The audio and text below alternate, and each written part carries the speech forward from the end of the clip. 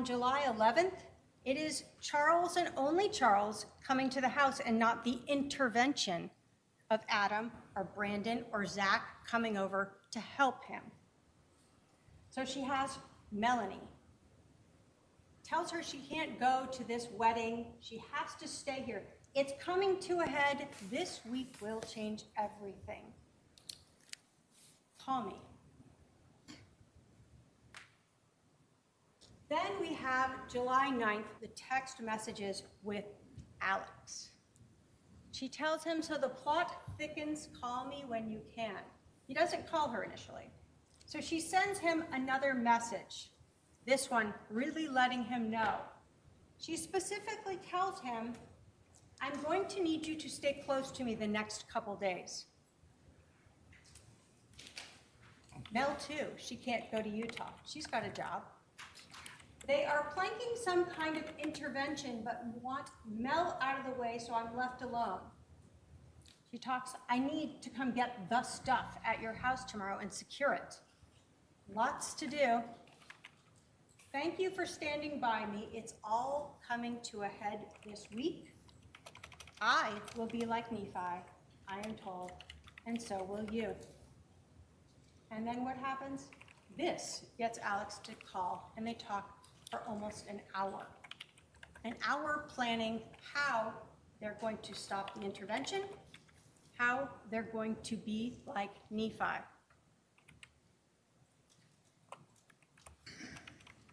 As we get to the 10th of July, and we continue through this timeline, we see Lori again talking religiously with Chad, 149 minutes that morning.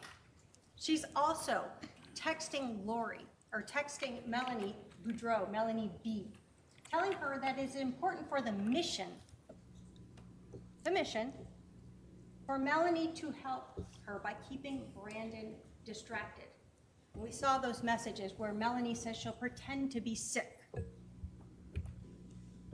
We know that on the 10th, Adam arrives in Phoenix. And now we have Summer helping the defendant, letting her know what is going on with Adam and Zach. Everyone is covered to ensure that Charles will be alone on the 11th. We have the continuing talks with Chad, her soon-to-be husband. As we get into the 10th in the afternoon, we know that per their agreement, Adam calls his brother Alex. Hey, I'm here. Brother doesn't answer. He sends him a text, I'm here.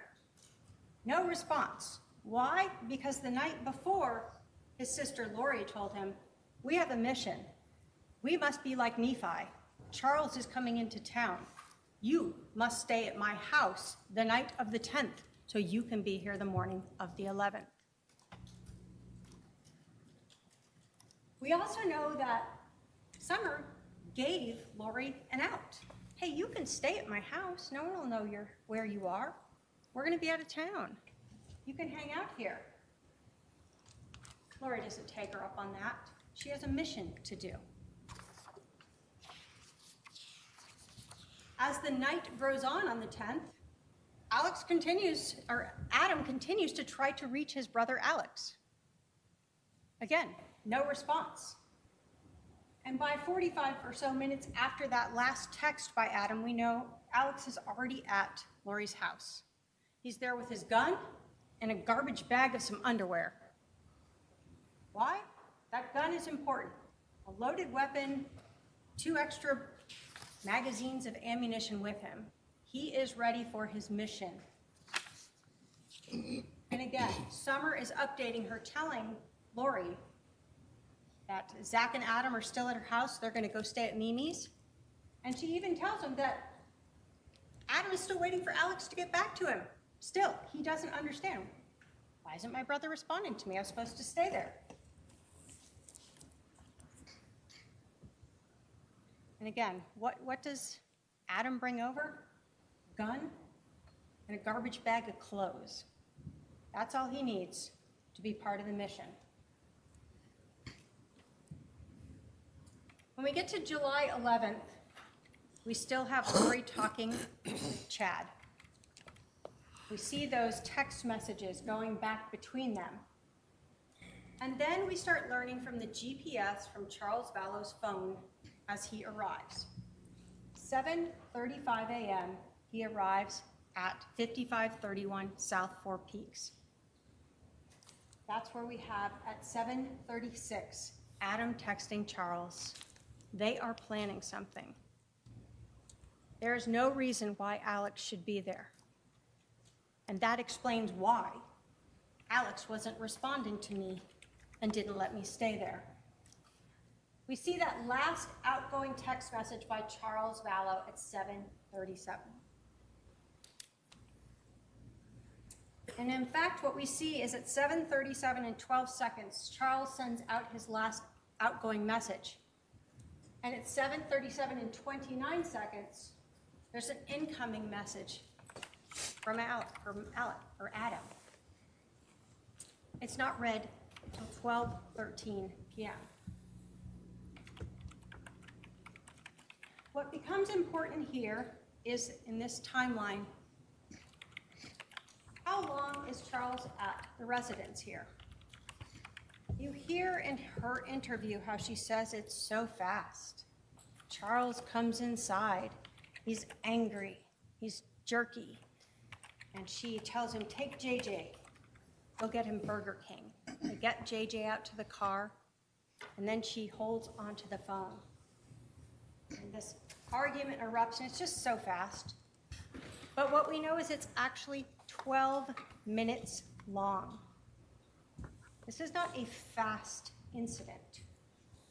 In this 12 minutes, Lori Vallow and her brother Alex Cox are doing their mission, and they are being like Nephi. We know at 7:49, it's over. Lori has left in Charles Vallow's car with his phone and JJ and Tylee. We know that there are 2 phone calls between Alex and this defendant after she leaves. As Charles is laying, dying or dead on the floor, 7:52, 8:06, they talk. 47 minutes passes before Alex calls 911.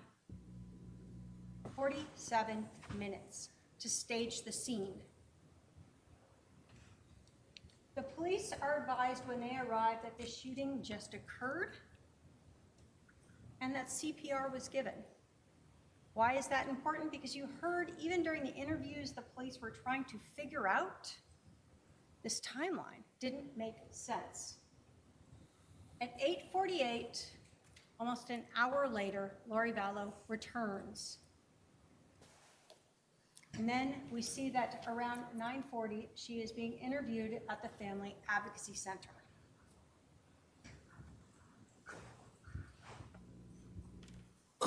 We know that Lori Vallow has Charles's phone that entire afternoon. You saw the PowerPoint from Detective Werther showing that her phone by about 12:36 is already her phone, Alex's phone, and Charles's phone are all in the area of Alex's house out in Sandham. You see on her records that she, again, calls Chad Daybell. We see that Detective Enclan calls her and leaves her a message.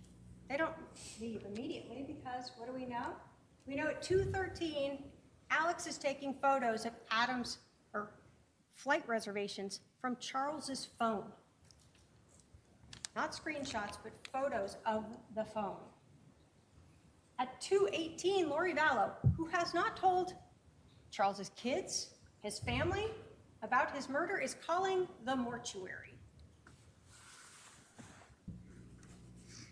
A little bit after that, they still haven't left.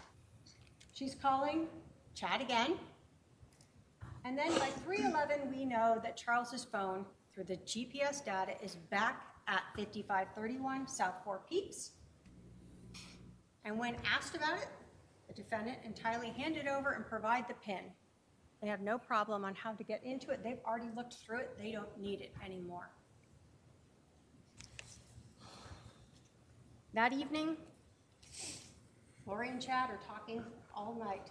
You can look through the exhibits and see the multiple calls of them discussing. These aren't calls to Charles's family. They're not calls to his kids. They're talking with her lover, her soon-to-be husband, Chad Daybell. So let's talk about the motives of this case. Money. We see that from the text messages and the anger that you see through them when she learns that that's been changed and she's not going to get it. Chad Daybell. We didn't go through those text messages, but you can look at them. They are already very romantically involved by the time that Charles is murdered. And it's clear that Chad knows exactly what's going on because he's asking her about the car, about the insurance. All of those things Chad knows. And then there's that religious belief system. The zombies, the Z's, the possessed evil spirits. And her being like Nephi. All a reason and a way to kill someone, just like Nephi, a justified killing. There's that first call when we talk about money motive to Banner Life Insurance. And what was the cause of his passing?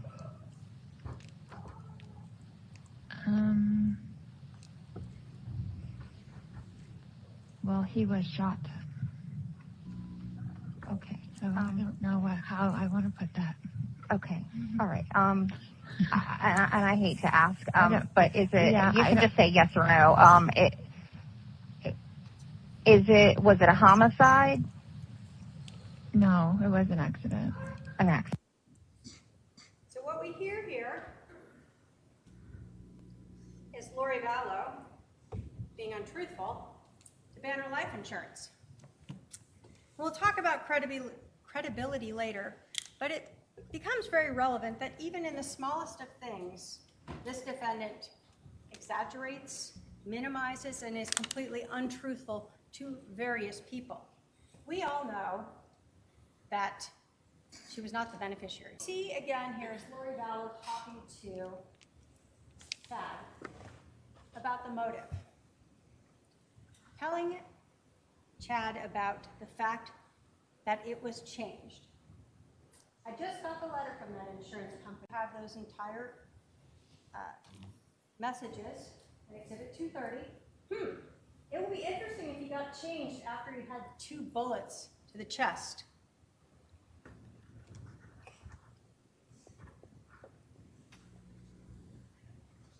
Again, as we talk about the murder, we have later in that day the message that I talked to you about. So it was probably Ned before we got rid of him. We, not I, not my brother Alex, but we did. And then the other thing in this text message that is of importance is the fact that Lori Vallow knew a month before she went to Social Security how much money she was already going to get for the death of Charles. Here she says, I will still get the $4,000 a month from Social Security.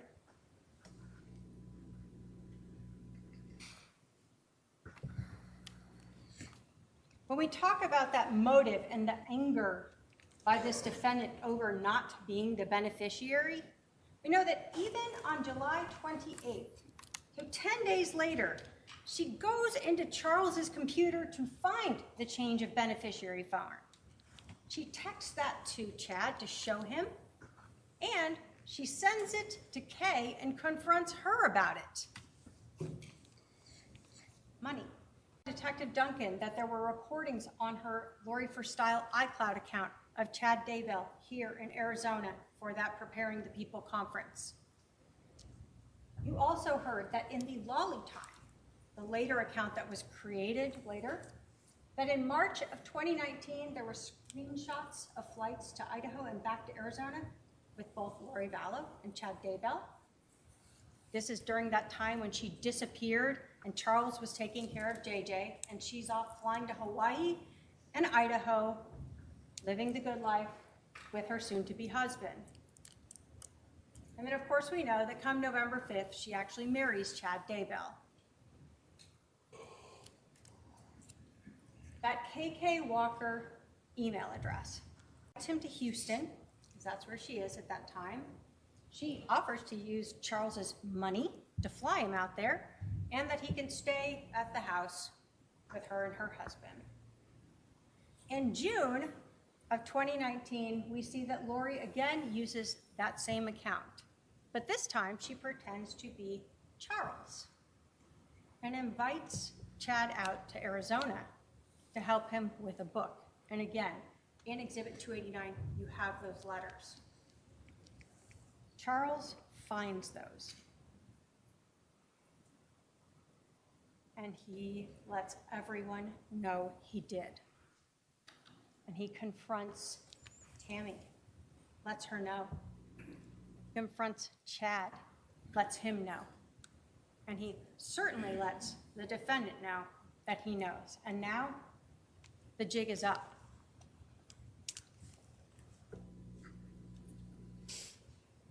We see in these text messages that were recovered from the iCloud accounts, whether they're under the Bubby context or under the Melanie 2 contact, this relationship between Lori and Chad. If you want to read the story, it kind of mimics them meeting in November, hooking up in hotels, and discussing their love for each other if she loses all of this. But if she gets $1 million, it's not so big of a difference, along with that Social Security she'll be getting. And then obviously we know that once Charles was out of the way, Lori and Chad were able to get married. So what about those religious beliefs? Everyone that Lori knew, who she expressed them to, told you that they were not in line with the Church of Latter-day Saints. Everyone told you that she said things like she didn't need to repent, she didn't need forgiveness, she could do whatever she wanted now, that she was in a celestial state, translated, that she is spiritually and physically changing, that she's above the priesthood, that she knew who was dark and evil. You saw those text messages, both about Charles and heard from people, as well as about Brandon and Zach and Adam. People who were helping Charles were also dark or Z's.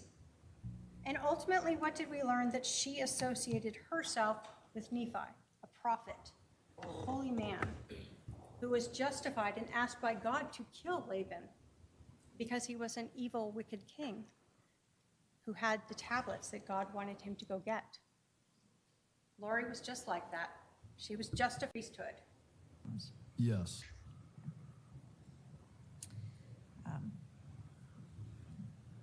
You yourself personally, were you aware of Lori having outside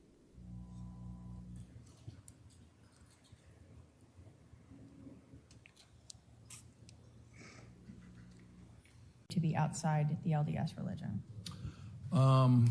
Lori told me that she was in the process of translating from a mortal human being to an immortal human being, a celestial state.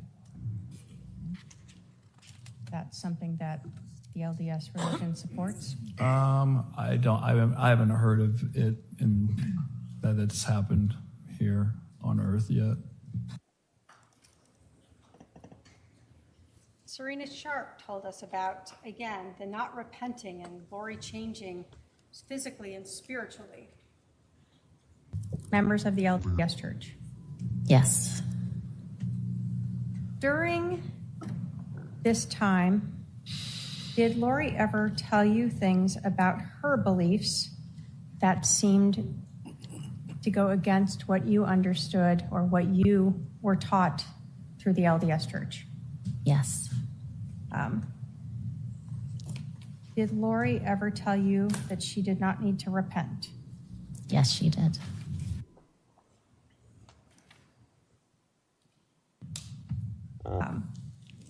During this weekend, did Lori talk to you about her husband, Charles Vallow, being possessed? Yes, she did. What do you recall about her talking about her husband being possessed? I recall that she spoke about her husband being possessed by an evil spirit, and she named the evil spirit. Do you recall what the name was? Yes. What was it? It was Ned. N-E-D? Ned? N-E-D. Now, Serena Sharp was someone who met Lori in November, texted or talked with her for a while, and then was invited to that girls' weekend. One of the jury instructions you're looking at, and we'll talk about more, though, is the credibility of a witness. Serena Sharp has no dog in this fight. She knew Lori for a little while. She was invited to, I'll call it the inner circle. The defendant told her some things that went against her religious beliefs, and she said pretty much after that the defendant stopped talking to her. Now, how do we know she's being truthful? Well, we see Ned in lots of text messages. This just helps tell us that this is something Lori was telling lots of people, that her husband is possessed by this evil spirit, Ned. And we learn later that, like Nephi, she can get rid of him.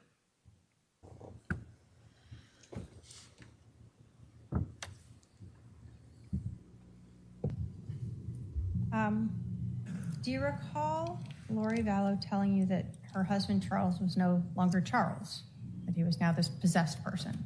Yes.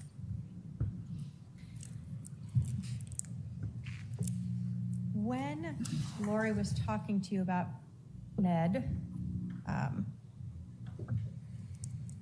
was she explaining that this evil spirit was now in the body of her husband?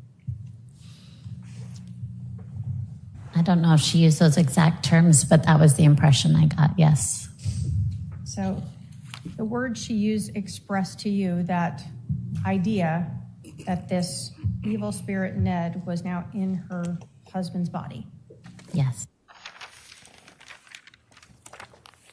The other thing that Serena Sharp told us was Lori using that term zombie. You remember how upset the defendant got by her saying that. But again, why would Serena make up any of this? She has no reason to. What she recalls is that that is a term that this defendant used when speaking of people like her husband who were possessed by these evil spirits. We heard from Christina Atwood as well, the same concept that Lori Vallow repeatedly would say.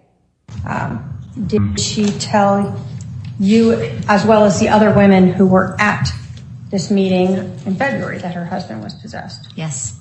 Okay. So it wasn't just you in a private conversation. Correct. She was open about it. Yes. So again, we see this ongoing timing of Lori Vallow talking of her evil, dark husband, who she later is authorized under her religion to get rid of. We know as well from Christina Atwood that there is a progression of these beliefs becoming more deviated from the LDS religion as she is meeting with her between February and June when she finally hears those words. From the time you started meeting with these gatherings in February through, did she at any point tell you that she did not need to repent anymore? Yes. What is that meaningful to you in your religion? We believe that every single person outside of Jesus Christ has reason to repent. Other than Lori Vallow, according to her words to multiple people. So let's take all of this, the motives and this timeline now, and talk about some of the jury instructions and all the evidence that supports proof beyond a reasonable doubt that this defendant is guilty.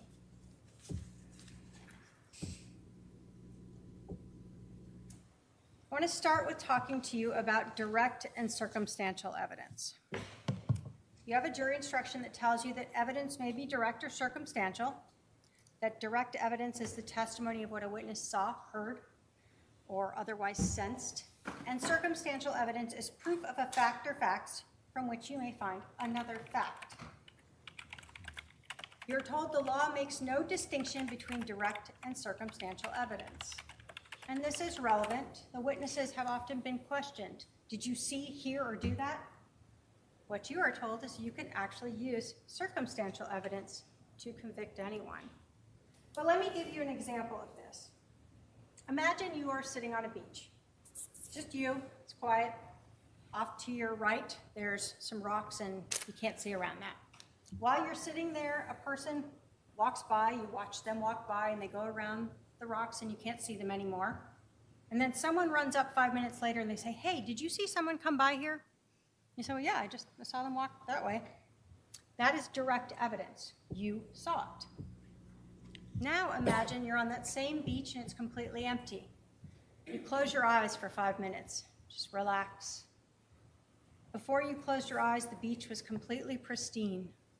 And when you open them up, now you see footprints. You can see the toes facing off to your right, the heels, and you see them go all the way around the rocks there. Somebody again runs up 5 minutes later and they say, hey, did someone come by here? And you go, well, I mean, I didn't see them, but they must have gone by in the last 5 minutes because you can see their footprints. They went that way. That is circumstantial evidence. You can infer from that that someone went by and where they went.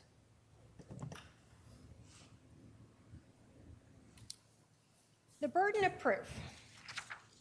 The state has the burden of proof, as we absolutely should. So let's talk a little bit about what it is and what it is not. You're told that the burden of proof is proof beyond a reasonable doubt. And the instruction tells you that that leaves you firmly convinced in the defendant's guilt. You're told there are very few things in this world that we know with absolute certainty, and in criminal cases, the law does not require proof that overcomes every doubt. If, based on your consideration of the evidence, you are firmly convinced that the defendant is guilty of the crime charged, you must find him or her guilty. So I want to start by saying what proof beyond a reasonable doubt is not. It is not proof beyond all doubt.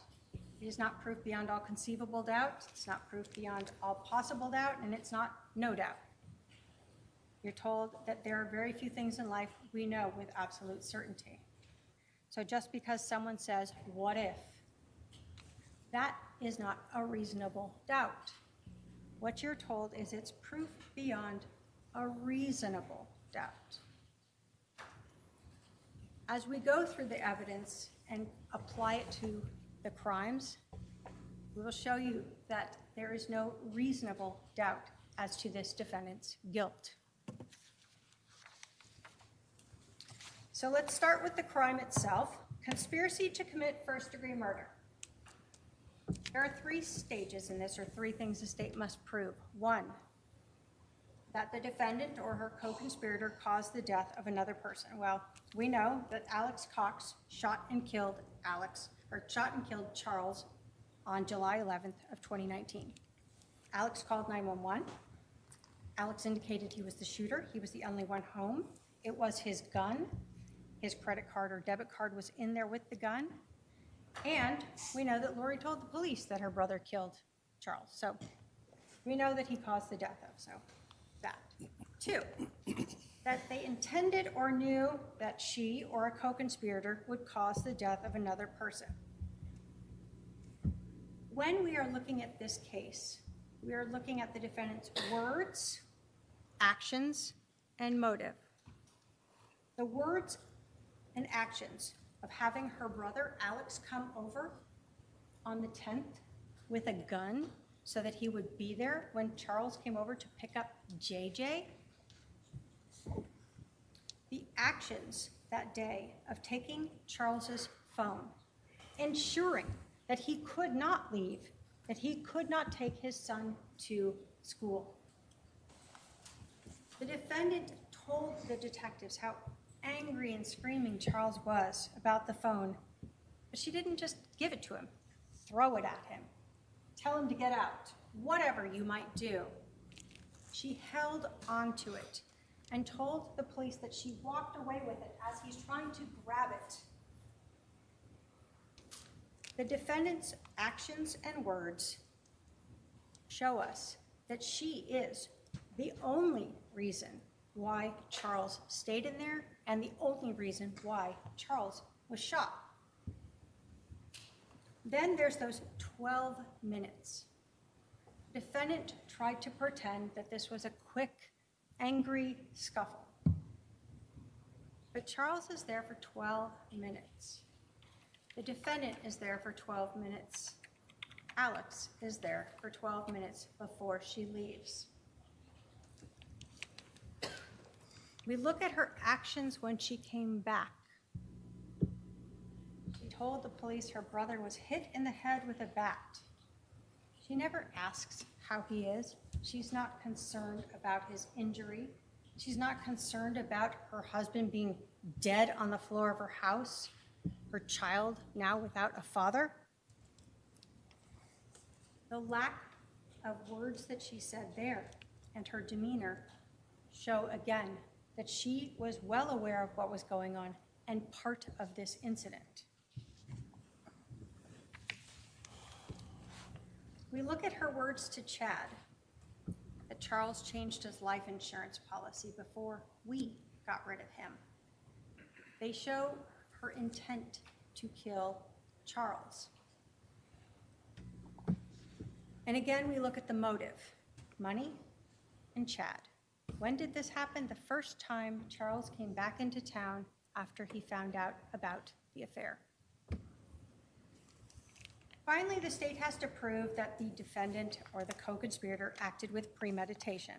So I'm going to talk to you about premeditation. Also told an act is not done with premeditation if it is the instant effect of a sudden quarrel or heat of passion.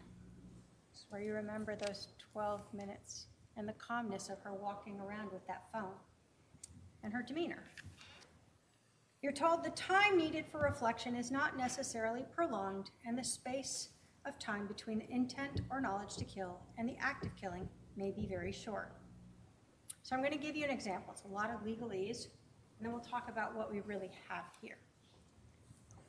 So imagine again, you are driving your car. You do every day, and you're coming up to an intersection and you see the light turn yellow. And in that second you think, do I want to run it? Or do I want to slam on my brakes and hit it? Stop before I go into the intersection. You think about that, and then you decide, I'm going to slam on my brakes, and I'm going to stop. That is the time it takes to reflect. That is the time it takes for premeditation. But we have a lot more than this because we have planning, not just premeditation that morning. So when we talk about the premeditation that we see, it starts at least back in June, when we have Christina telling us about Alex Cox saying that he wanted to kill Charles, Lori having no reaction to that, and instead talking about drugging Charles.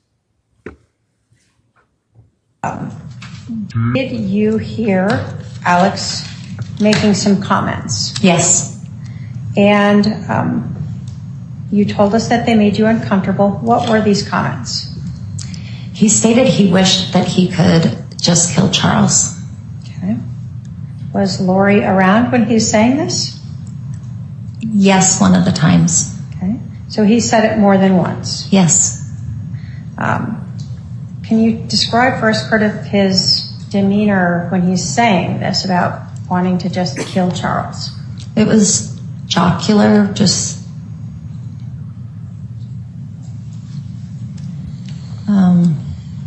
as I recall, he was standing up and just talking about it pretty loudly.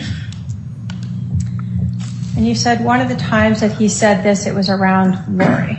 Yes. Did she react in any way to hearing her brother say that he wished he could just kill her husband? Not that I recall.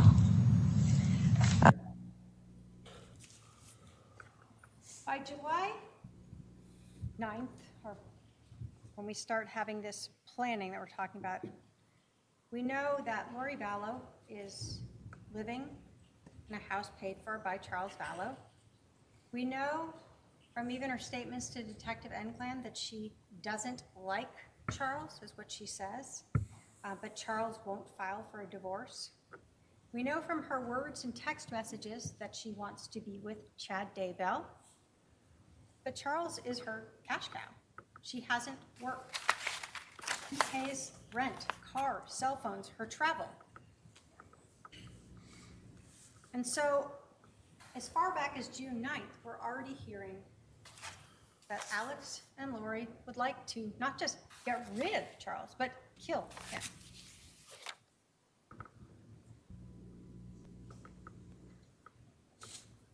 But if you think that June 9th wasn't the beginning of this planning, this idea, this concept that Lori and her brother have of getting rid of Charles, this evil, dark, possessed person, then we know on the 9th that there is definitely a plan by this defendant.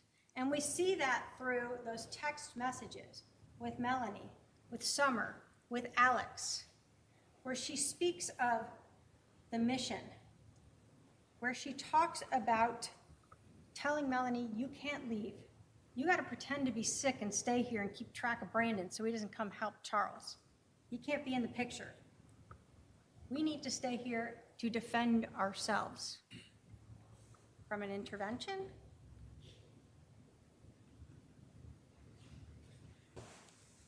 The 10th.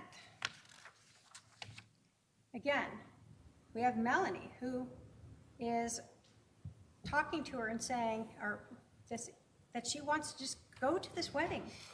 And what does Lori tell her? No, you have to stay here for the mission. The mission of stopping an intervention? No. As we continue through the 9th, we see Lori getting everyone lined up to help her. Alex, where he again is told that he will be like Nephi, just like her. Now Lori tells him it's an intervention.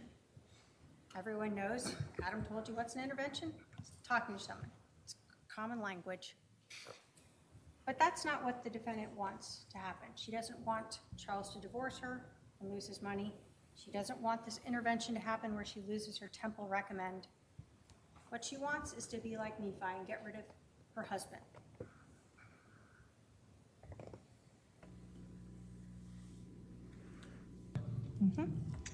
Well, Nephi was a prophet in the Book of Mormon.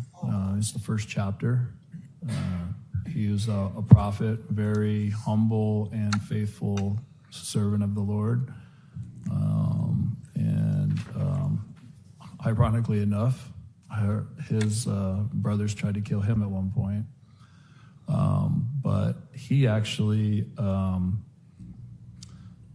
ended up going to Jerusalem to get these plates back, and he was run off, came back, and then went back again because the Lord asked him to. And when he did, the King Laban, who was actually a wicked king, was laying on the ground drunk in front of him, and Nephi was told to kill Laban. Who was he told by? The spirit, or God. So God was using a Holy Spirit to tell him to kill Laban, and Yes. did he? Yes, he did. Was that something he anguished over? Yes. But ultimately, it was a justified killing. Yes. You heard from Detective Duncan that everyone he spoke with gave this same story. And again, the defendant questioned others about this story. But what we've heard is, from Detective Duncan and from Adam, that Nephi is this justified killing. When we think about her religious beliefs and what she's been telling people about not needing to repent, about telling people who is dark and evil, a zombie or a Z, that she is above the priesthood, it makes sense that she feels justified in determining who should live or die,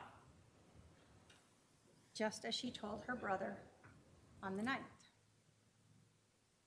And we know that, in fact, we're talking about a justified killing because Alex brought a gun over. He didn't bring the Book of Mormon to talk to Charles about something. He didn't bring a friend to try to record Charles saying something. He brought a gun with him.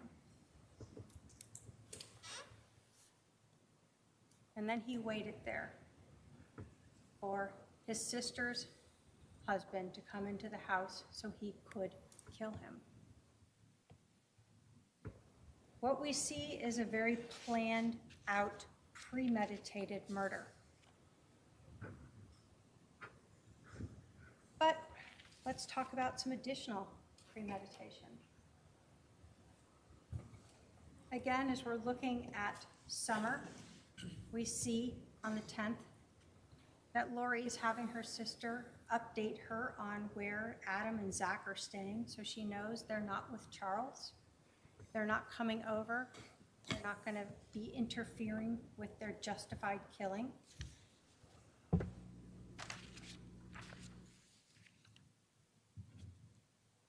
And there's that 12-minute time where the defendant desperately wanted to rewrite the timeline as they told the police that day. This just happened. It was very quick, but it wasn't. It was 12 minutes. Charles arrives at 7:37 and Lori leaves at 7:49. During this time is when that plan, that premeditated murder occurred. So let's talk about that as well. The evidence at the scene, the physical evidence, supports this premeditated murder. Alex fired 2 shots. One of them went through Charles' center mast, exited out his back, and went into the floorboard. The second one, Charles was on the floor, on his back, bleeding out, still able to move, and we know that because he had blood on his left hand, and he was executed as he lay there on the ground. In that time, when we talk about premeditation and reflection, as Adam had to move his hand down, reposition the gun, and discharge and pull the trigger one more time, that is premeditated first-degree murder, no matter what you believe before that.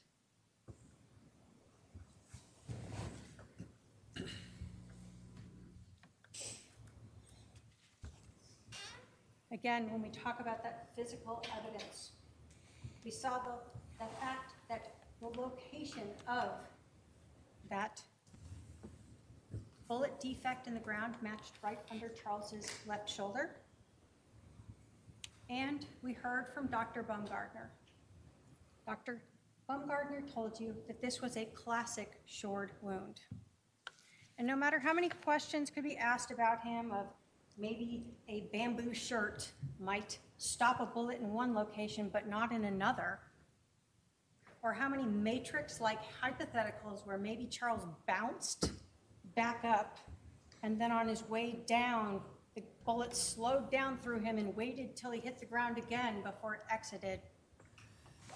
Dr. Baumgartner told you, no, those hypotheticals, those issues did not make sense. He's never seen a t-shirt stop a bullet in one location or at all. And we know Charles didn't bounce because we know he had no injuries to the back of his head. This also tells us a little bit about the shooting itself. When Charles was shot that first time through center mast, he did not fall straight back and land onto the ground, laying there on his back. If he had, he would have had bruising, abrasions on the back of his head when he hit the ground. He didn't have anything on the back of his head. Where did he have abrasions? On his knees. When he fell to the ground after being shot. Do we know how long it took him to roll over, to fall onto his back, before he was then shot a second time because he's still alive?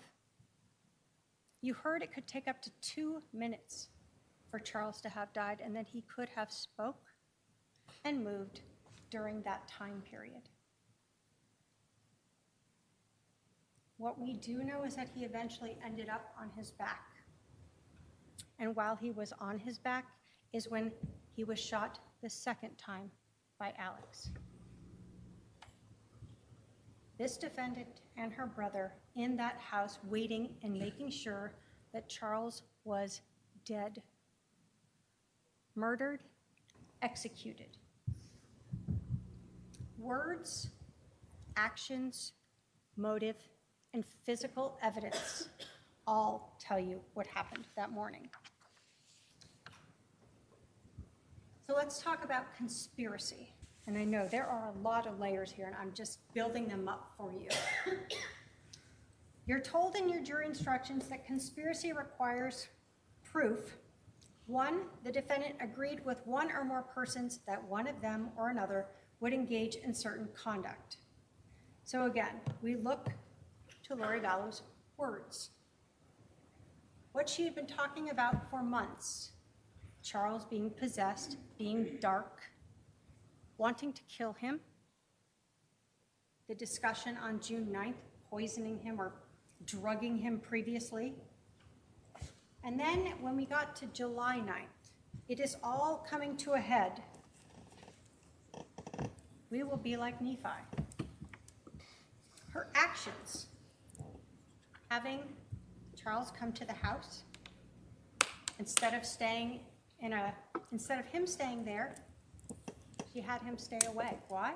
Because if Charles stayed at the house, couldn't have Alex come over with a gun and be ready to shoot him, right? You got to have him come in. Her actions of inviting her brother over with a gun the night before so he would be there. She knew when he would show up. He texted her, "I'll be there at 7:30. Pick up JJ." But most importantly, why did Charles stay in the house? Lori told the detective that Charles initially was like, "Oh, I'll just stay here for 20 minutes and then I'll take JJ to school." Well, she wasn't going to kill him in front of JJ. No, take JJ to Burger King. Get him out of the house. Go put him in the car. And he does that. But then she takes his phone. And she won't give it back. What she told the detective was, before this alleged Tylee bat, whatever thing you want to talk about there, that she had Charles's phone and was asking him about texting Adam. Of course, that's interesting because how would she have known that? But we know she had the phone actually for a while before she did that interview. She tells the detective numerous times that Charles is telling her to give him back his phone, and she will not. That she's walking around as he's trying to get the phone. She won't give it to him. Why? Because she needs Alex to come out. He brought that gun over for a reason.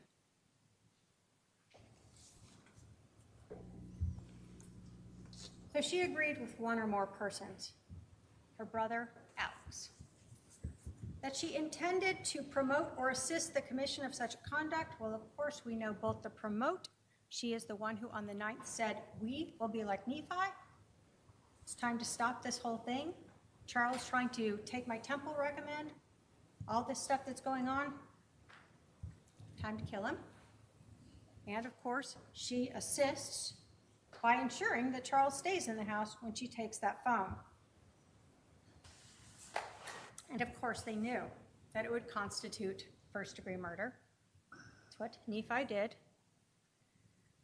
Only unlike Nephi, where it was justified, here, ladies and gentlemen, this murder was not justified.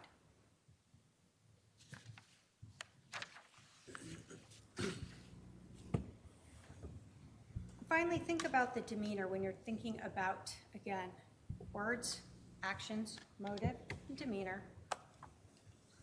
When Lori comes back to the house, she is very, what did we hear that word many times? Nonchalant, calm, no questions about her brother, no questions about her husband, no questions about the house, just laughing about her neighbors.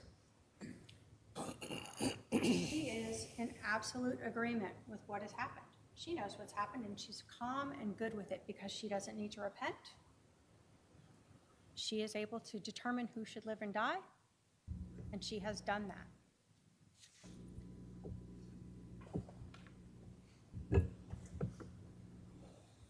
So when we talk of the scope of conspiracy, you're told that to prove a conspiracy, it is not necessary to show a formal meeting or express agreement. But we see that from the ninth, in that conversation that she and Alex had, where she tells him, you are going to have to stay near me for the next couple days, and we will be like Nephi. You're also told that a conspiracy may be inferred from circumstances showing a common criminal objective. So, just because you don't have someone who says, I heard them say, we shall conspire, you can infer that from the conduct. The conduct of what happened on the 9th, the conduct of what happened on the 10th, and the conduct of what happened on the 11th. All infer to you a conspiracy of Alex coming over with his gun to shoot and kill Charles.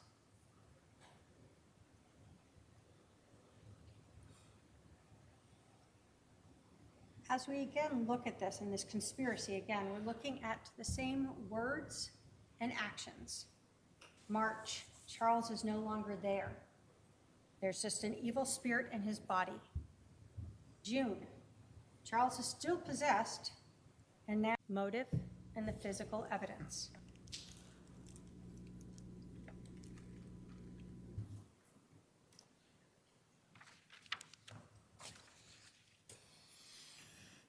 Conspiracy again, we see that Lori and Alex know exactly when Charles is showing up.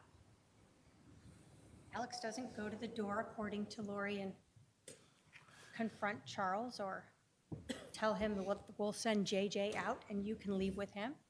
The world is so difficult. How hard would that be? Bring JJ right to the door and let him leave with his dad. No. You aren't going to shoot him outside. You want to make it look like self-defense inside. As you go through this and we think about what's going on, the defendant doesn't even care. She wants her husband killed so bad that she's willing to let her brother bring over a loaded gun in an unlocked gun case in a house with a 7-year-old autistic child. That's fine. When the defendant was questioning Detective Enclen, she was talking about how hot it was outside. JJ's out in the car. But she has no problem with an unlocked gun in the house with the kid, and she's worried about her child out in the car? She's not. We know that because she's the reason Charles. They are premeditated, they are conspiring, and it's all heading to July 11th. We look at the timing of this, and this is actions and non-actions. They talk. They could call 911, but nope, they're going to just talk. So again, you're looking at their actions, what happened and didn't happen, and the motives.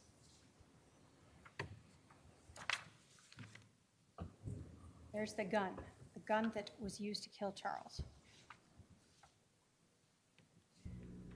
We're going to go through a couple of these exhibits, some of what Lori said, and it's exhibits 192 and 197, where she again says that Charles came over and said he was just going to hang out at the house for like 20 minutes, take JJ to school. She, of course, tells him to go. And when JJ is out in the car, she has Charles's phone, and she won't give it back. And no matter how much she says that Charles is screaming at her to give the phone back, she won't. And all of this conversation about Charles demanding the phone back is prior to her statement to Detective Enclin that Tylee comes out with this fact. This is all her doing. This is her as an accomplice assisting and promoting this murder.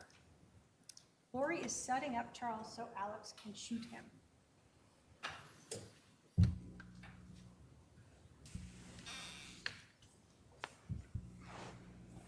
And with JJ? So he put them in the car, Okay. in the driveway, and then he came back in, right? So I kissed JJ goodbye. He came back in, and his phone was on the counter, and I had his phone. And he was like, giving me my phone, and I was like, why don't you show me your text that you've been texting, blah, blah, blah, you know, whatever. Because he's like acting really weird, like he's plotting something against me. Like, I'm like, why are you even here? Like, what did you come here for, you know? He's been talking to my other brother, and my brother came into town at the same time last night. And I haven't talked to my brother in a while, my other brother, and I was like, and so he was texting him on the phone when he first got to my house, and I'm like, why are you texting Adam? Like, do you even talk to him? Like, my other brother. So when you listen to these clips and the interview of Lori Vallow, you have to put into context, this is 9:52 in the morning when this part of this interview is occurring. And she's telling the detective that she confronts Charles about texting her brother Adam. Now, she's had the 47 minutes she's been driving around, and then that time at the house when she's waiting outside to learn all of those texts and what's been going on between her brother and Adam and Charles. And so she is now mixing this in to her interview. And so when you're listening to her interview... He comes back in, I wouldn't give him his phone. He was screaming at me to give him his phone. He was very worried about whatever was on his text that he did not want me to see. And so I was just holding it there, and he was screaming at me. And I was kind of walking towards around the house with it, so he couldn't get it. He's like reaching for it and stuff like that. So again, JJ's in the car, Tylee's not out, Alex isn't out, and she is making sure that he doesn't leave. She's walking around the house, holding his phone, refusing to give it to him, making sure her autistic child is sitting out in the car even longer so that she can ensure that exactly what they've been planning happens, that Alex has time to come out with the gun that he brought over and shoot and kill Charles. This defendant is the only reason why Charles didn't leave with JJ. This defendant is the one who provoked Charles by taking his phone and refusing to get it back. This defendant is the one who ensured that Charles was inside without JJ so Alex could shoot him. And this defendant is the person who set up Charles so that her brother Alex could shoot him. So let's talk about staging the scene. We know obviously from the first responders that when they arrived, no CPR was given. You heard from Officer Wierzbecki that when he felt Charles's neck, he thought he was dead already, but they still let the first responders in because they've been told CPR had been given. And what do we know? That they arrived within a few minutes. No one had ever tried to save Charles. No blood had been pushed out of him from CPR, whether strong or light. He had been dead for quite a while. His skin was mottled when they started cutting open his shirt and looking to the back, and lividity, the blood pooling, was occurring already. So they kind of knew something was off with that timeline. So what about the scene itself? The bat. It is placed to the right of Charles to look like he was using it. He got shot and it went flying behind him. Well, obviously we've heard from Kay, Charles's sister, that he was left-handed. We know from the blood evidence on his hand he was left-handed. There's no damage to that mirror. There's no damage to the drywall. There's no damage anywhere, like this bat is being swung around in this horrific fight that's going on of grappling. The injury to Alex Cox's head. You heard it was a small 1-inch cut that he was using a paper towel to pat, and at times, as you watch that Exhibit 1, rubbing it, making sure it stays bleeding. There is no blood at the scene from this giant grappling thing going on that Lori Vallow wanted them to believe. His head is bleeding and they're grappling around and he's being beat with this bat, and yet not one drop of blood on the floor. Not one drop of blood going down the hallway when he put that gun away. Not one drop of blood on the gun itself. And then the shoes, left by the door to look like Lori Vallow had run out in fear after this horrific incident that they planned. But what we know from the Walgreens video is that she did enter the store with shoes, something on her feet. So we're going to go through. We know Charles again, left-handed. Field with your brother. Yeah. What position did your brother play? He was a pitcher. He was very, very good. He was a left-handed pitcher, and they're very hard to hit against. Okay. Did he bat right or left-handed? He was left-handed. Did he do everything left-handed? Yes. Right, left-handed? So we know that Charles batted left-handed, not right-handed. And what we know is Lori Vallow had a story about how Charles was using that bat. And it becomes very important as well when we're talking about the staging of the scene. This is Exhibit 193.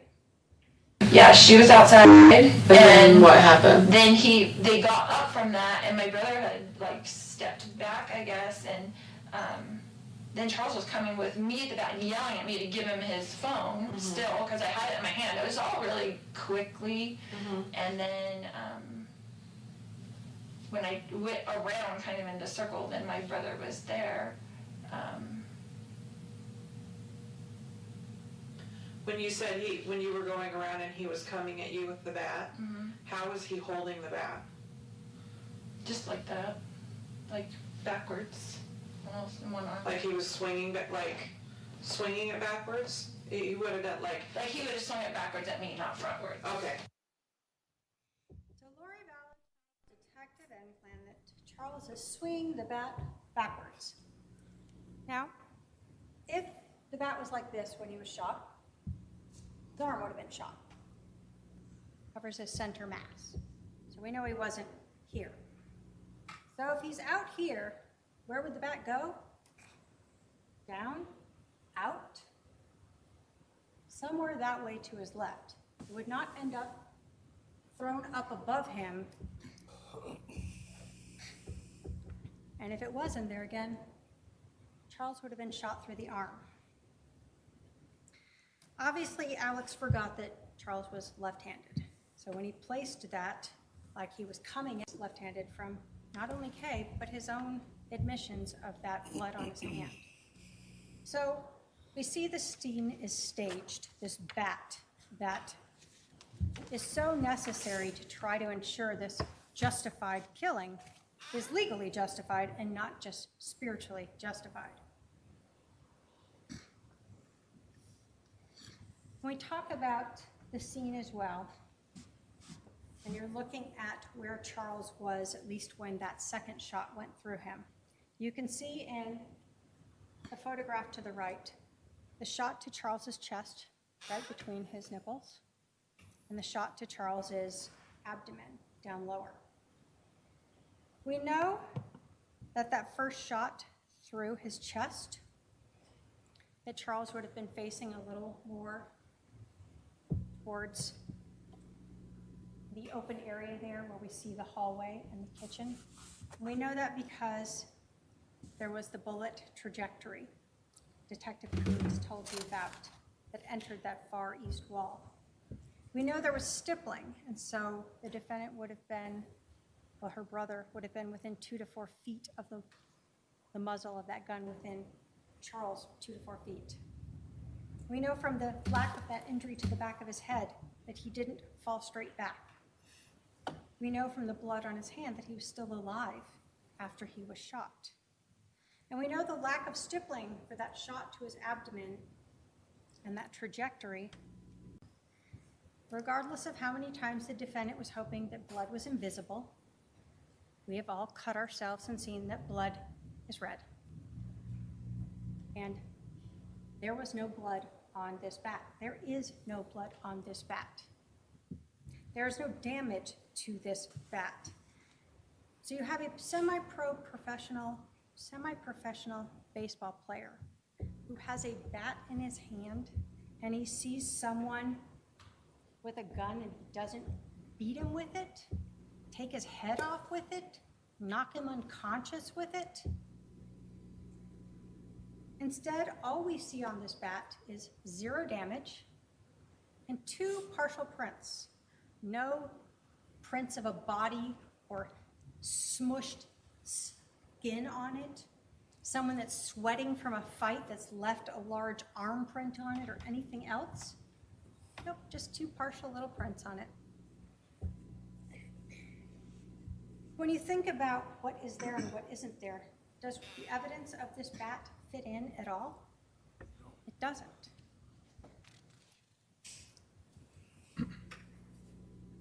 We look at Charles's watch. No damage to it. No scratches to it. No dings to it as he's grappling on the floor like Lori wants you to believe.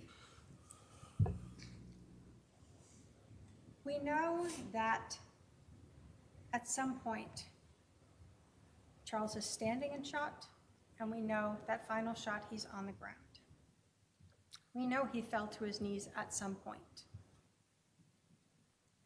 And when you look at that physical evidence and the lack of damage or anything on that bat, again, what makes sense is that Charles fell to his knees after that first shot.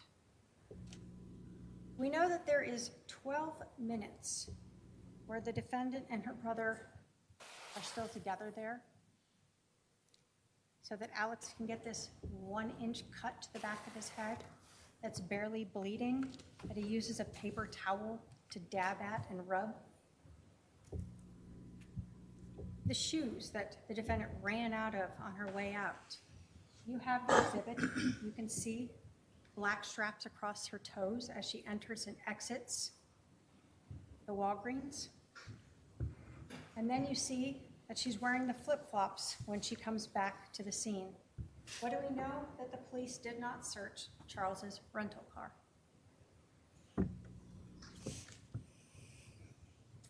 Credibility. You are given a credibility instruction and you use it for everyone, including the defendant. You're told that you really evaluate people the same way.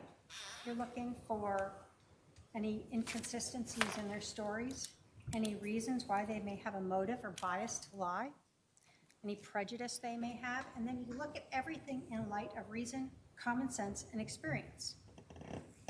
When you think of the testimony of the people who've come here and talked to you, Christina Atwood, Serena Sharp, Nancy Jo Hancock, Adam Cox, Dr. Bumgardner, the detectives, Robin Smith Scott, Mark Zari, what benefit do these people have in being untruthful to you? They have body cameras, they have prior documents, and they have memories of what this defendant said. But the credibility of Lori Vallow is something you do need to consider. And you start with her demeanor that day, where she wasn't worried about anything when she arrived. Her brother has allegedly been hit in the head with a bat by her husband who plays semi-pro ball. She doesn't even worry about him. She knows he's not hurt. He's fine. And why does she know that? Because that was staged. When she's there and we see her on body cam arriving, she's just nonchalant and calm.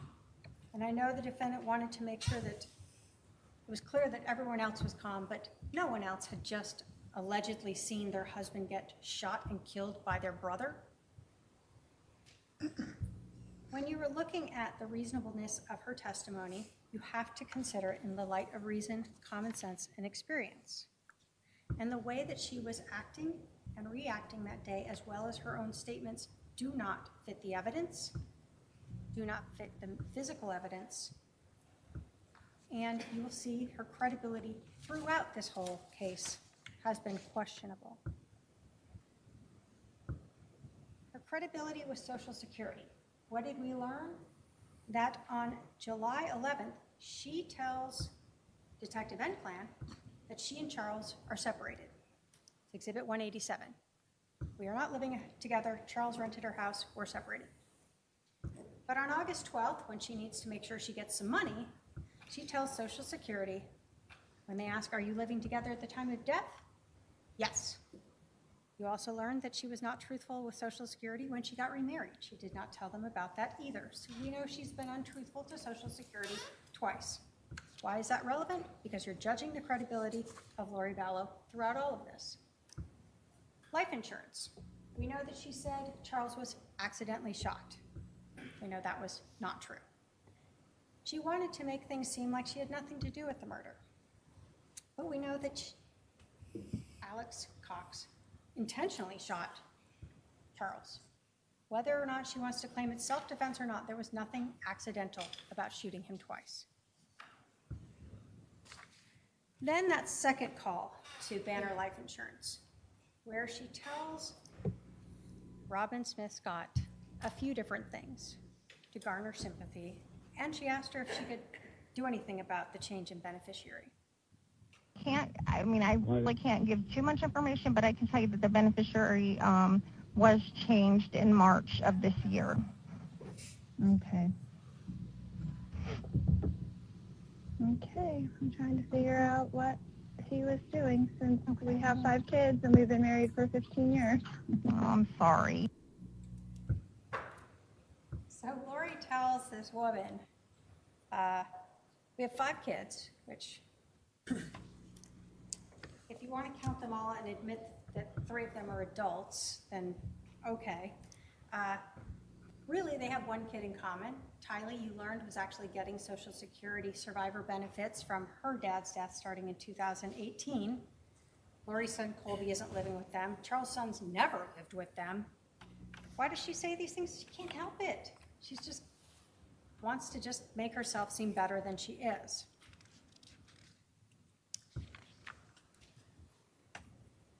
What about the credibility of her interview, even during the police interview? We've talked about a few things, but one of the things she told the detective. And I didn't file anything or whatever. And then he filed something against me and said, I'm only going to get supervised visits because I'm crazy and blah, blah, blah, you know, the story. And so I just didn't talk to him for like 30 days and let him take care of him and let him see what I've been doing.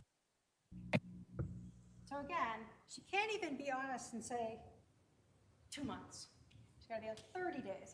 I was kind enough to just leave my husband with my son for 30 days. What we know is that Lori Vallow was gone a total of 78 days, 58 while she's flying to Hawaii, going to Idaho and back with Chad. And who's taking care of JJ? Charles. And Kay is coming here regularly to help take care of JJ, to help run the business. And then eventually on March 28th, that's when Charles finally decides he hasn't been able to find Lori. He doesn't know where she is. He's going to move to Houston to be closer so his sister can help him more easily. And this is when Lori finally shows back up. So again, even the simplest thing of just trying to be honest about how long she's been gone, she has to minimize it and make herself seem better.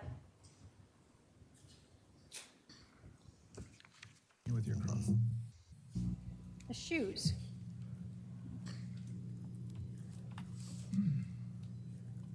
Oops.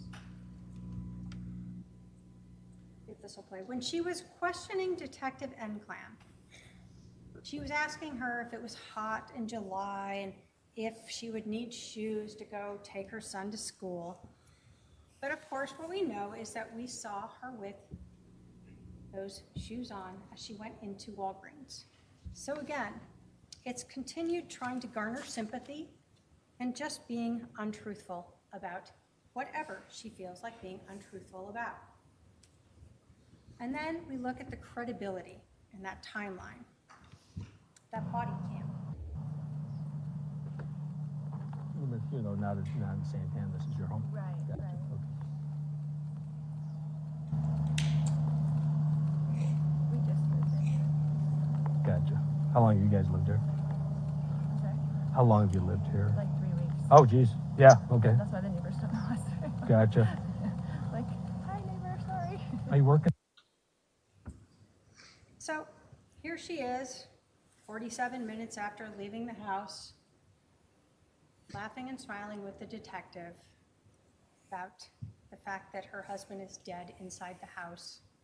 Her brother is sitting on the curb, allegedly with this very serious injury from a baseball bat. When you look at that credibility of the defendant, you have to look at everything together and what fits, again, with the physical evidence and what doesn't.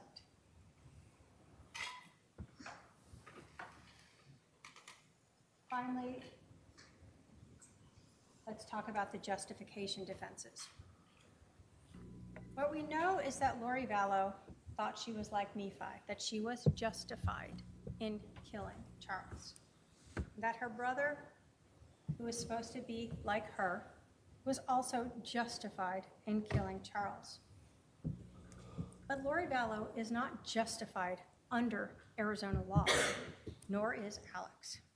So let's go through using or threatening physical force or deadly physical force against another in response to verbal provocation alone. So Charles yelling and screaming at her to give his phone back does not justify you shooting him. Or a person is not justified in using or threatening deadly physical force if the defendant or co-conspirator provoked the other's use or attempted use of unlawful physical force. So we know here Lori provoked Charles by taking his phone and refusing to give it back. So again, when we look at every one of these defenses, you'll see not only do they not apply, but none of them is the defendant entitled to. This is not self-defense. In self-defense, you're told that a person, a reasonable person, can use deadly physical force if they believed that deadly physical force was immediately necessary to him inside and give her brother time to come out and shoot and kill Charles. We know from the physical scene itself that Charles did not use a bat. We know from the physical evidence of Alex's 1-inch cut to his head and the lack of blood or concussion, the lack of damage to the mirrors, the walls, the location of the bat in relation to Charles, they all tell us that Charles did not use a bat. We know that Charles was a semi-professional baseball player. This would not have ended that way if he had had a bat. But even if you somehow think that he did have a bat and he was swinging it at Alex, the defendant, whoever, he still was not justified in shooting him when he was on the ground. It has to be immediately necessary to protect against another's use. When Charles is on the ground and he is shot that second time, there is no threat to anyone. And so that is not self-defense. Counsel, I need to give my court reporter a break unless you think you'll be done in the next 5 minutes. Okay, go ahead. When we look at the physical evidence, again, we know that Charles was on the ground, shot, and so this is not self-defense. And we know from the physical evidence at the scene, the projectile into the floorboard, this is not self-defense. Third party. You're told that a person is justified in using or threatening deadly physical force in defense of a third person, I presume here Lori Vallow. If a reasonable person in this situation would have believed that deadly physical force was necessary to protect against another's use, again, of unlawful deadly physical force against a third person, and They used only what was necessary for a reasonable person under the situation. What do we know? Lori Vallow told Detective Enclan that she wasn't even in the room when she heard the shot, that she had gone around into the kitchen. Who's he protecting at that point? What third person that's no longer there is he protecting? You can't protect against a future, what might happen, or what already occurred. It has to be now. And Lori Vallow herself put herself outside the room when her brother shot Charles. So there is no third-party defense. But again, the same thing applies. Even if you thought so, that second shot removes any possibility of being justified. Crime prevention. This is the exact same thing, only in a slightly different stated way. But like self-defense, it allows a person to use deadly physical force against another to the extent a reasonable person would have believed that deadly physical force was immediately necessary to prevent Charles from committing aggravated assault against Lori Vallow. We know she's not in the room. Even if he had that bat and had been coming at her and then she left the room, that crime is over. And again, even if you believe he had the bat, you cannot shoot him while he's on the ground. That is not what crime prevention permits you to execute a person. Finally, there's mere presence. You're told that guilt cannot be established by a defendant's mere presence at the crime scene, mere association with another person at the crime scene, or mere knowledge that a crime is being committed. Lori Vallow wasn't just present at this crime scene. She brought her brother to the crime scene. She ensured that he brought a gun with him. She ensured that JJ was outside, and she ensured that Charles stayed inside. She was not merely present. She was a person who was actively participating in this crime. Ladies and gentlemen, we have talked about the evidence in this case. Evidence that was presented to you through witnesses who took the stand and exhibits that were admitted for you to review. Remember the evidence of Lori Vallow's motive. Charles's life insurance, Chad Daybell. Remember Lori Vallow's own words of wanting to get rid of Charles, of drugging him, her acceptance of her brother's statements that he wanted to kill Charles, how she used Melanie and Summer to plan her mission and ensure that Charles didn't have help from Brandon or Zach or Adam. Her words to Alex about it all coming to a head, that he had to stay near her and they would be like Nephi, justified in killing Charles. And finally, her words to Chad Daybell on July 18th, confessing to the killing when she said Charles had changed the life insurance before we got rid of him. Look at her actions and demeanor, having her brother come over on the 10th to her house with a loaded .45 caliber handgun, creating the one and only reason why Charles stayed inside the house, why he didn't just take JJ to school.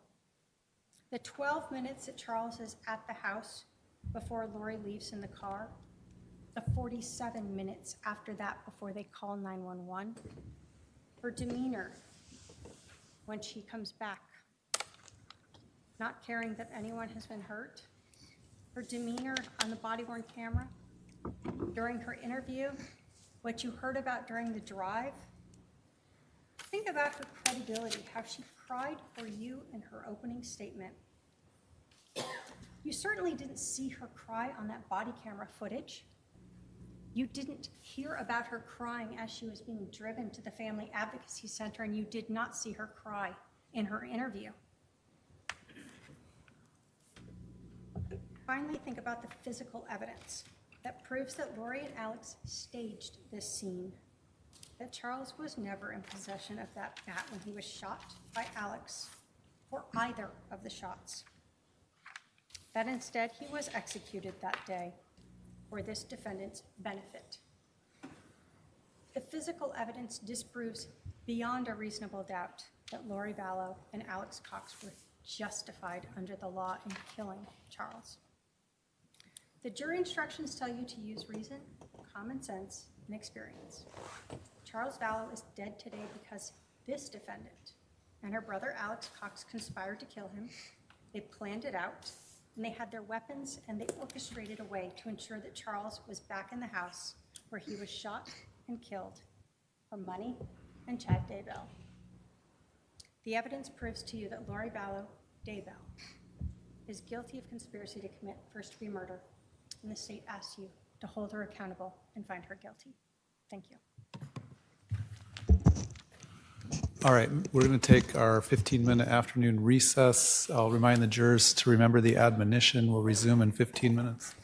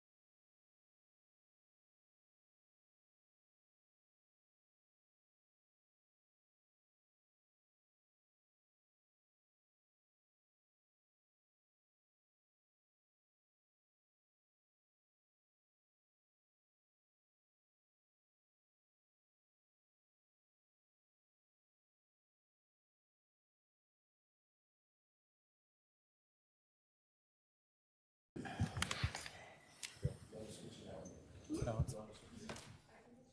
How long does it last?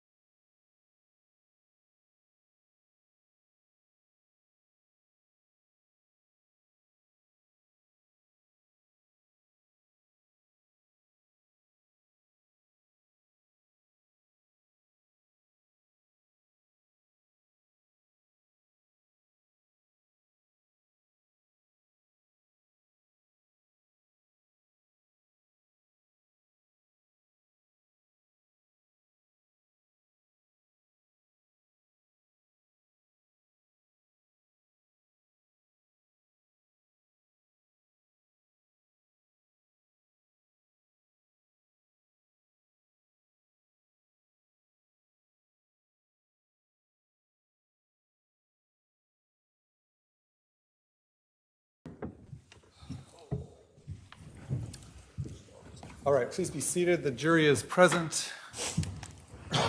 The defendant can proceed with her closing argument.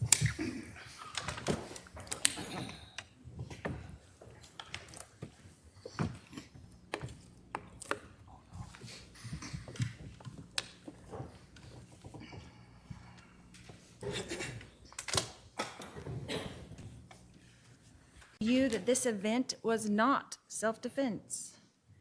In your jury instruction under the instruction, use of force in crime prevention, the last line reads, if the state fails to carry this burden, then you must find the defendant not guilty. In the law, under your jury instruction titled Justification for Defense of a Third Party, the last line reads, if the state fails to carry this burden, you must find the defendant not guilty. Under your jury instruction titled Justification for Self-Defense, the last line reads, if the state fails to carry this burden, you must find the defendant not guilty. In your jury instruction under Presumption of Innocence, it states, the law does not require the defendant to prove innocence. Every defendant is presumed by law to be innocent. Under the burden of proof, it explains that the state's burden is this. Proof beyond a reasonable doubt is proof that leaves you firmly convinced of the defendant's guilt. If, on the other hand, you think there's a real possibility that he is not guilty, you must give him the benefit of the doubt and find him not guilty. In Arizona, self-defense is defined as not being a crime. So let's look at what we've learned in this trial. We learned that a shooting occurred and that 911 was called, that law enforcement was notified. We learned that fire, EMS, and Chandler police arrived at the scene. We learned that my brother, Alex Cox, came out of the house with his hands up as directed by 911 and was questioned by the police in the driveway. We learned that I came up with my daughter Tylee, and we were told to wait by the car until police would speak with us. We learned from Detective Inklin on the stand that we asked for Tylee's medication from the house for her panic attacks, but it was not given to her. We learned that eventually my brother Alex was taken in a police car to the Chandler Police Department uncuffed. We learned in this trial that my daughter Tylee and I were also taken to Chandler Police Department in a police van. We heard from Detective Inklin's testimony that her goal was to make small talk with us. And The jury will determine what the testimony did or did not show. Go ahead. that her goal was to make the small talk with us and all the way to the station so she could speak with us separately before we would talk about what actually happened. We learned that all three of us were separated and taken to 3 interview rooms, where we each told police of the events of the day, each from our own perspectives, and answered all questions asked of us. We saw snippets of that interview in the trial here. The state did not show you the entire interview. Most of my police interview is admitted, though, into evidence in this exhibit. It's number 286. And I would encourage you to watch that entire interview when you start your deliberations. It is important. It is important for you to determine for yourselves my demeanor and not listen to anyone else. You can see it with your own eyes and hear it with your own ears. We heard from several witnesses that because this event was almost 6 years ago, that their memories of the event. You did not see Alex's. Alex was interviewed that morning by Detective Moffett, the original case agent, whom we did not hear from in this trial. The state chose not to show you those interviews. Object, Your Honor. Or let you listen to the 911 call. The jury shall disregard that last statement. Okay, the jury can only consider what was admitted into evidence. We learned in this trial from Officer Kautheim's testimony that Alex was injured on the back of his head with a bump and, according to his testimony, a 1-inch laceration. We did not see those pictures documenting that injury as well. We learned in this trial that we did not know, the 3 of us, that our interviews were being recorded. We learned that Alex's phone was taken by police and put into an evidence bag, according to Detective Duncan, and that no digital copy of Alex's phone was taken by the Chandler Police Department, even though this is their normal protocol. We learned that Alex's phone was returned to him that same day with no further inquiries. We learned that after my interview and Tylee's interview that we were introduced to a victim's advocate and that gave us further instructions in another room where Tylee and I were reunited. We learned that soon after that, all 3 of us, Alex, Tylee, and myself, were taken in another van and dropped off back at our house. We learned that we were instructed at that time that we could not enter the house yet, that we were directed by law enforcement to take the rental car, since all 3 of our cars were inside the police tape. We were directed to return later in the afternoon when the scene was cleaned up. We learned in this trial that we did as directed and left the house in the rental car close to 12 p.m.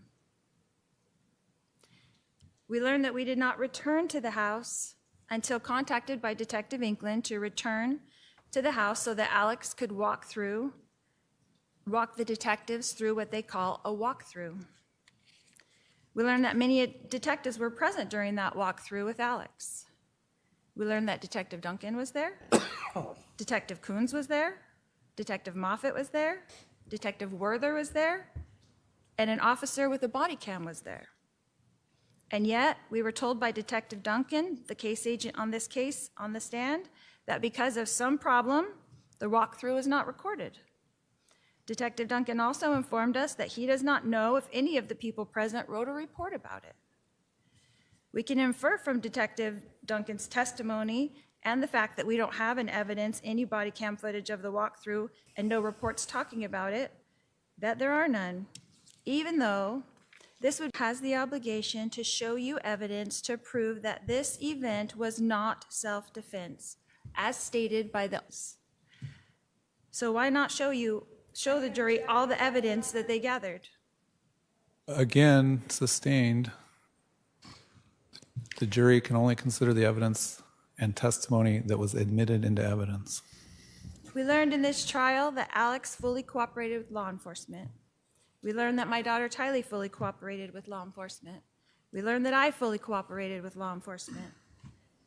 We learned that law enforcement treated all of us that day kindly and courteously on July 11th, 2019.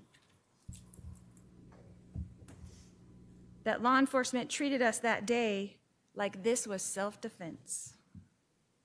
We were not given instructions to stay in town. We were not given instructions that we were under investigation of any kind.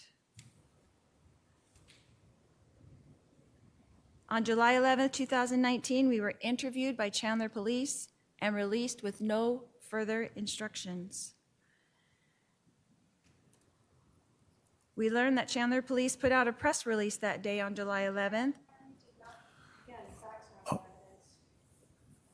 I'll sustain that objection to the extent the jury is to determine what the facts did or did not establish. Under Arizona law, I had the right to self-defense. Tylee had the right to self-defense. Alex had the right to self-defense.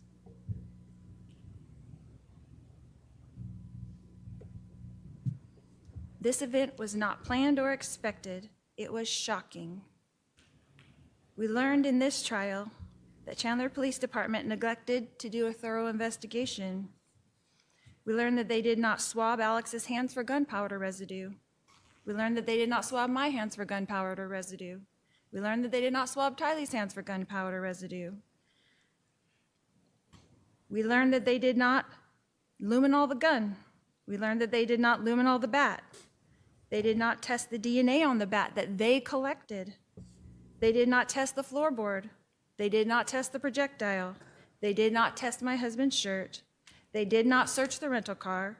They did not search any of our 3 cars that were there at the scene.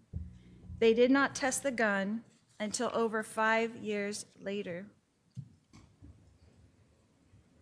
The Chandler Police Department did treat this event just like it was self-defense and a tragic family event. We learned in this trial that Charles and I were obviously having marital problems. Regardless of what was happening in our marriage at the time, on July 11th, how are you supposed to choose between 3 people you love? Your husband, your daughter, your brother? All right, hold on.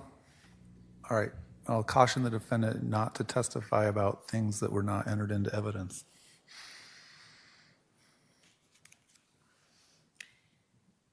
How can you decide for another person if they feel threatened?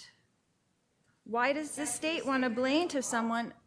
It's a reasonable person standard, not the standard of the person. I'm sure you'll point that out in rebuttal. I'll allow the argument as that inference. Go ahead. Why does the state want to blame someone for this tragic event? What evidence did the state show you in this trial that I wanted harm to come to my husband? We learned in this trial that I was praying for my husband. We learned in this trial that even though my husband and I were having marital issues, that we were both trying to do the best things for our son with special needs, JJ.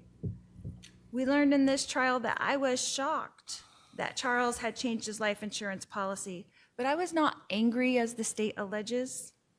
In the phone call we heard from the insurance company, we heard that I was disappointed for our children, our grown children, as well as our children still at home, but I was not angry.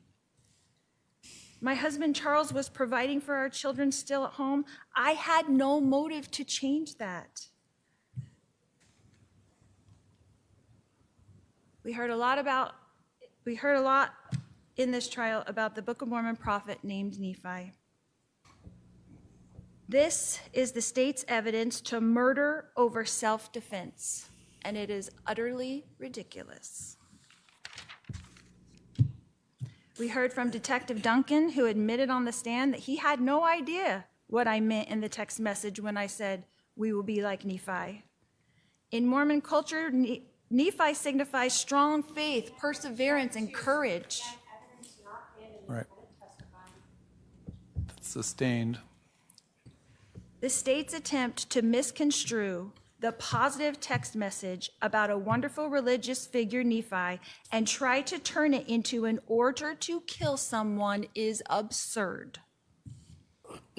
This is an attempt by the state to try to retrofit a crime that doesn't exist. This event was not a crime. It was a tragedy. Don't let them turn my family tragedy into a crime.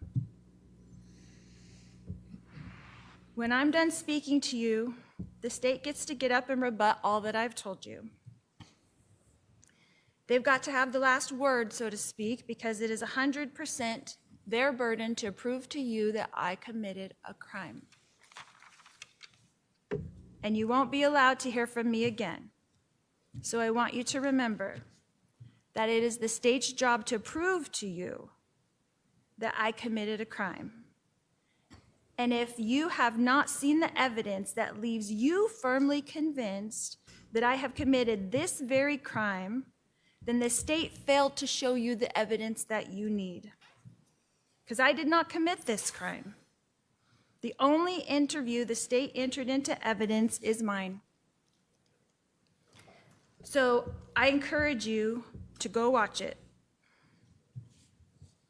I told you just what happened that day, just the way it happened. The state put forth a bunch of evidence in this trial in an effort to make you dislike me, to try to attack my character, so that you would just say guilty no matter what evidence they showed you. But only you get to decide. The state put up witnesses that had zero knowledge of a conspiracy. The state did not show you evidence of an agreement to commit murder. They showed you evidence of a family tragedy, and then they showed you the sad effects of a family torn apart because of that tragedy. That's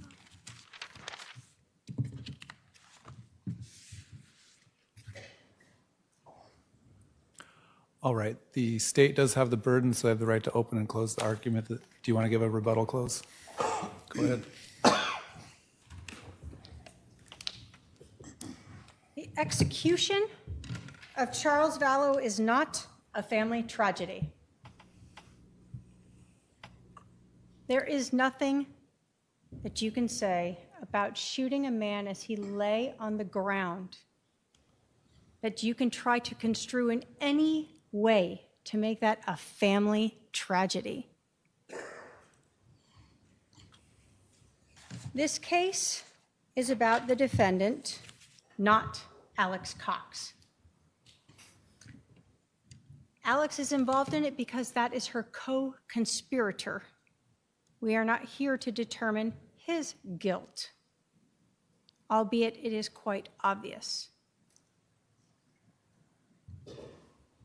This defendant wants you to just look at one piece, and she wants you to hope that there's only a person who will say, I saw, I heard the conspiracy. But what did you hear in every instruction is that you can look to other evidence to show that. This defendant wants you to forget about her words and pretend that when she told her lover, her soon-to-be husband, we got rid of him, that he changed the life insurance before we got rid of him, that somehow means what? That they killed him. And he changed his life insurance before they killed him. What does that tell you? That tells you motive, and that tells you who did it. This defendant is one of those we, because she's writing it. She wants you to pretend that when she is talking about Charles for months, acquiescing and agreeing to her brother killing him, having people tell her that it's wrong, having people know that they're planning for something,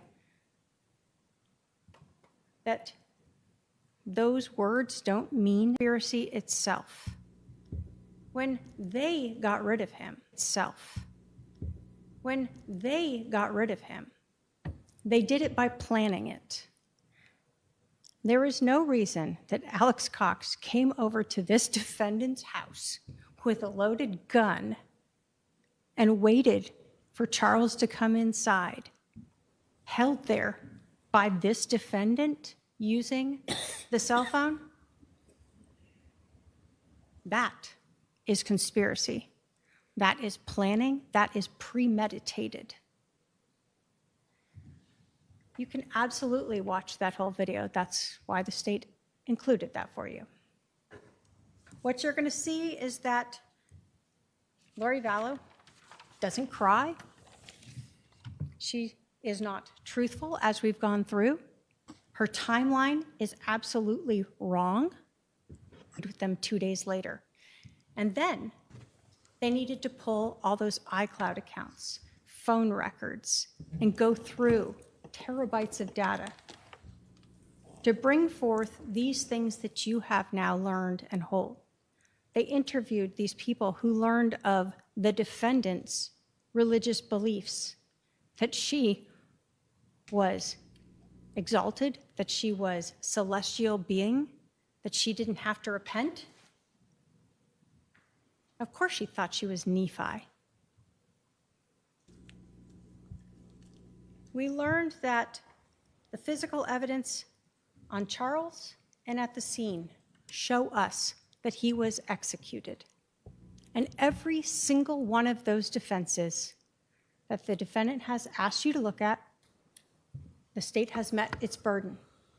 Because even if you somehow believe that Charles actually had that bat and it wasn't staged like the rest of the scene with the shoes and the lack of blood there, that second shot is not justified for self-defense, not one action of a person shocked, surprised.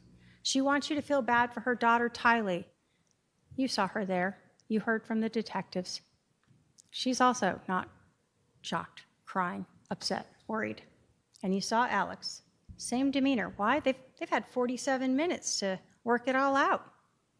Go through Charles's phone, figure out what they're going to say. They've talked on the phone twice in this time period. This case relies upon all of the investigation that the police did. That day, when they knew that timeline was wrong, that day when they started to understand that the physical evidence at the scene was staged and wrong and didn't match what the defendant was saying, and then all of the evidence after that, culminating when this defendant told the man that she married later that she was having an affair with, as many times as she wants to say Charles was my husband. She didn't want him as her husband. She wanted Chad Daybell. She wanted that life insurance policy, and yes, she was angry about it. And she said, we got rid of him. That is her confession to you. That is why she is guilty of conspiracy to commit first-degree murder. Thank you. All right. Do we have Izzy coming over? Izzy to be sworn in? All right, members of the jury, there are 14 of you, only 12 of you can deliberate. At this time, we're going to choose the alternate jurors by random lot here. So we have our scientific method here of random numbers. 14. Juror 14.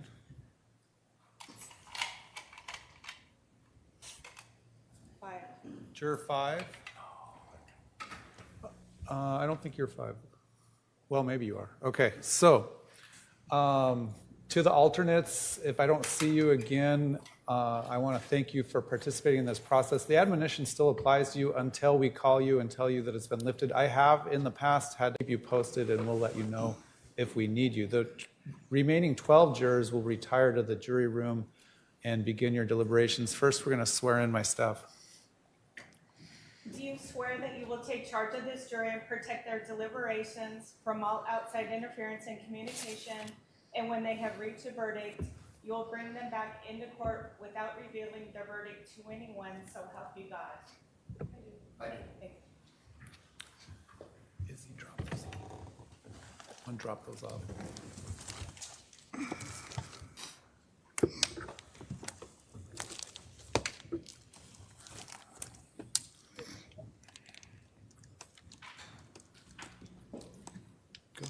All rise for the jury.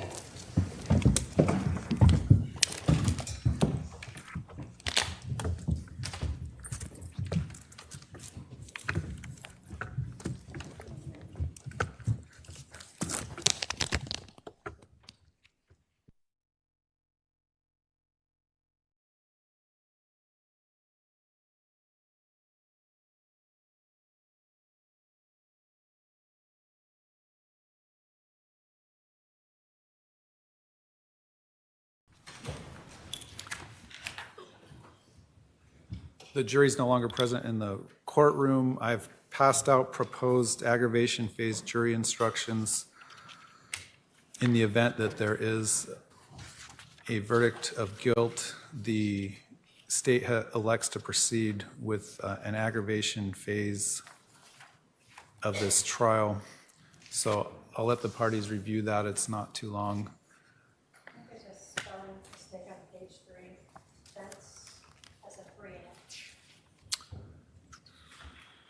Got it. All right, we'll be at recess until we hear from the jury.